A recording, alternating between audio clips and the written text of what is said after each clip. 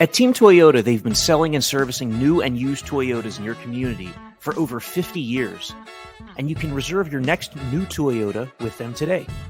You'll get a realistic timeline, and even in this crazy market, they won't charge you over MSRP. Or don't wait at all. With over 75 certified Toyotas, including a bunch of RAV4 and Highlanders, you can drive one home today. And you can always trust them to maintain your current vehicle. Their service and collision centers are high-tech, comfortable, and will save you time and money. Team Toyota can help you go anywhere you want, but they'll always be your hometown team. Just visit teamtoyota.net and choose from 3 locations in Langhorne, Glen Mills, or Princeton.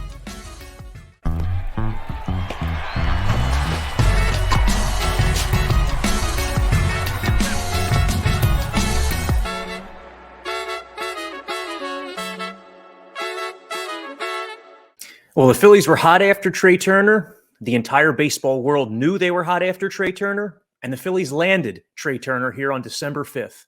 Thanks for listening to the Phillies Talk Podcast presented by Team Toyota. I'm Corey Seidman. Sorry that it's just me here today, but given the circumstances, wanted to get something up quickly, an emergency podcast of sorts, because the Phillies have another $300 million man, Trea Turner, agreeing to an 11-year, $300 million contract with the Phillies that includes a full no-trade clause. The terms first reported by ESPN, confirmed by NBC Sports Philadelphia. So the Phillies now have Trea Turner and Bryce Harper to go with their core, of JT Realmuto and Kyle Schwarber in the middle there with Hoskins and Castellanos. Now, remember that Bryce Harper's not going to be healthy to start the season, so it's going to be until closer to midseason until we see this Phillies lineup at full strength. But, man, this addition of Turner, he's just such a dynamic player. I know that if you're listening to this podcast, you're a big baseball fan. You've seen a ton of Trea Turner over the years with the Nationals and then with the Dodgers over the last 2 seasons. The guy does it all. A 29-year-old shortstop who plays solid defense. Last 3 years, hit .316 with an OPS just below 900. And full season averages of 40 doubles, 27 homers, 31 stolen bases. He hits lefties, he hits righties, he hits 300 against both sides. He's performed in big moments for the 2019 Nationals that won the World Series, for the Dodgers of the last 2 seasons that performed under such high expectations and won 100-plus games both years. This is a long time coming. Phillies fans have been clamoring for Trea Turner for a little bit over a year. It kind of reminds you a little bit of like the Bryce Harper rumor that had been swirling around the Phillies for a long time before it happened. And it's yet another example of the Phillies going out and getting what they want. With John Middleton, aggressive, an aggressive ownership and an aggressive president of baseball operations and Dave Dombrowski. But this going out and getting what you wanted even precedes Dombrowski. The Phillies desperately wanted JT Realmuto and they traded for him. They desperately wanted Bryce Harper and they signed him. And then they wanted Zach Wheeler and they got him. And then they wanted Schwarber and Castellanos, who were 2 of the premier sluggers in last year's market, and they got them. And now they wanted a shortstop who can be both a catalyst at the top of the lineup or a run producer in the middle of the lineup, and they got him as well. You think about the right-handed balance that Trea Turner adds to the Phillies lineup. I mean, think about the end of 2022. Think about the final 3 games of the World Series against the Astros when the Phillies couldn't buy a hit from their right-handed contingent of Realmuto and Hoskins and Castellanos, or like a Gene Segura at the bottom of the lineup. There were too many points this past season where it was only Schwarber and Harper that were doing consistent damage. Well, now you have a right-handed complement. You have Trea Turner who can come in and lead off. He spent 58% of his plate appearances in his career in the leadoff spot, but he also has a good amount of experience batting second or third, and he's performed in all 3 spots. I think he's at like 311 out of the leadoff spot compared to like 305 and 307 in the other 2 spots. And it's unclear where he'll hit in the order. There was a lot of there was controversy last season locally. Should Kyle Schwarber be leading off? Should he not be leading off? There were times it made sense. There were times it didn't make sense. Schwarber, his on-base percentage last year was, 315 or so for most of the season, and he's hitting like 220 or so for most of the season. But when he was going from a power perspective, you saw the value added by having Kyle Schwarber come up 5 times a game, by getting him potentially the extra plate appearance or 2 per week, or by just the value of a leadoff home run and the way it can set the tone for a game. You could see Schwarber still lead off with Turner bat second. I mean, when you think about a fully healthy Phillies lineup that includes Bryce Harper when he returns from Tommy John surgery, it could make some sense to go Schwarber 1, Turner 2, Harper 3. That way you're splitting up the lefties But, you could also see Turner lead off if he seizes that spot. If the Phillies find that Schwarber is able to perform and is comfortable batting 2 or batting 4, for example. But really, any way you slice this, the Phillies are a substantially improved team. This is one of the best players in baseball. I mean, he finished 11th in MVP voting last year in the National League, but he easily could have finished 5th, Trea Turner. I mean, he was on a Dodgers team that was loaded with Mookie Betts and Freddie Freeman, 2 other, perennial MVP candidates. But all around, I mean, this is one of the best players in baseball. You could argue that Trea Turner is as good of an all-around baseball player as Bryce Harper, even though Harper is a much more heralded player who gets all the headlines. When you factor in the position Turner plays, the fact that he's a top-notch offensive performer who also hits for power, the fact that he's one of the very best base runners in all of baseball, this is an exciting move for the Phillies. It's a move that the fan base was waiting for, and now they get a chance to celebrate it. Comes on the first day of the winter meetings. Comes a few hours after the Mets signed Justin Verlander, who the Phillies saw in the World Series, and now they'll be seeing a lot more of the next 2 seasons. The Mets signing Justin Verlander to a 2-year, $86 million deal. So Verlander essentially replaces Jacob deGrom. You have the pitcher with the second best ERA over the last 5 years replacing the pitcher with the best ERA over the last 5 years. And that pitching in the NL East, it's fearsome. It's another reason why you wanted to go out and add a Trea Turner. You have the reigning NL Cy Young coming back in Sandy Alcantara with the Marlins, and the Marlins have a lot of intriguing young pitching.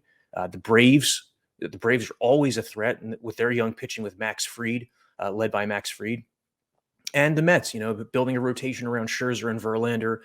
The Mets might still be after Carlos Rodon.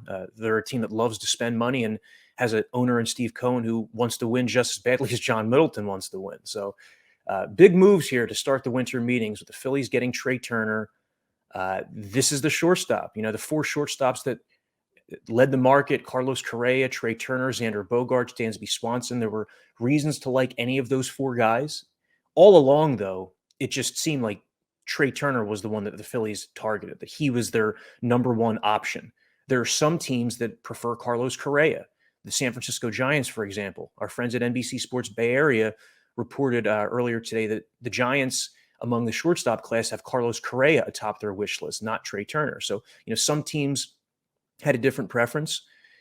Now it remains to be seen what happens with these other 3 guys. Does Correa return to Minnesota? Does Dansby Swanson end up leaving the division? You have teams like the Cubs that are interested in a shortstop. The Twins want to retain Correa. The Red Sox really haven't reportedly made a huge offer to keep Bogaerts. So there's a lot of movement that could still shake out this week in San Diego over at the winter meetings. But here on the East Coast, the Phillies are celebrating this move. Trea Turner is a Philadelphia Philly, just adding another big contract to the mix. The Phillies now have 5 players with 9-figure contracts. They have Castellanos, who's a year into a 5-year, $100 million contract. They have JT Realmuto, who has 3 years left on a 5-year, $115.5 million contract. They have Zach Wheeler, who has 2 years to go on a 5-year, $118 million contract. They have Harper, who has 9 years to go on his 13-year, $330 million deal. And of course now, Trea Turner, 11 years, $300 million, takes him through his age 41 season. But you're not really thinking about what a 38-year-old Trea Turner might look like. You're thinking about what a 30-year-old Trea Turner might look like in the Phillies lineup. This team came 2 wins short of winning a World Series last season, unexpectedly.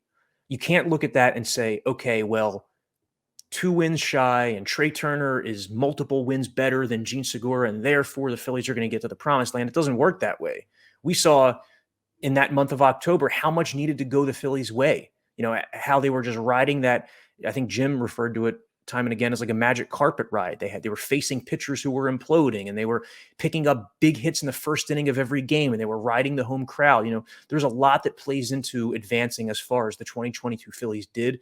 And that was a reason why they couldn't just sit on their hands, why they needed to go out and be aggressive.